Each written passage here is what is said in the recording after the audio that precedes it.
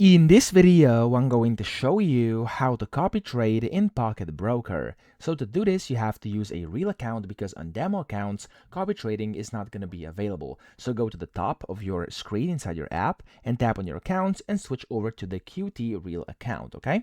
So whenever you do this, wait for this to load, and as you can see at the bottom, there's a few buttons. You want to tap on Social Trading, which is the middle one. So tap on that, and then from here you can filter this by either top ranked traders for 24 hours. You could go and search by top 100 traders, top ranked trades, etc. There's a bunch of different things. You can go and filter by those.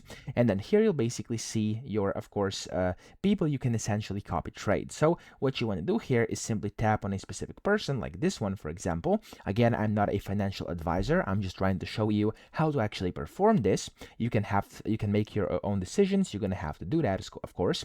And yeah, that's it. Be very careful when you do these things because, of course, it's still copy trading. Now in here, you want to go and either message the person if you want to. For some reason, you could go and watch them by tapping on watch over here, and then you can add money to your account to be able to copy trades by tapping add money button over here, and then you'll be able to copy the trades, okay? So that's how to copy trade in Pocket Broker. I hope this video helped you out. If it did, please subscribe to the channel and help me out as well.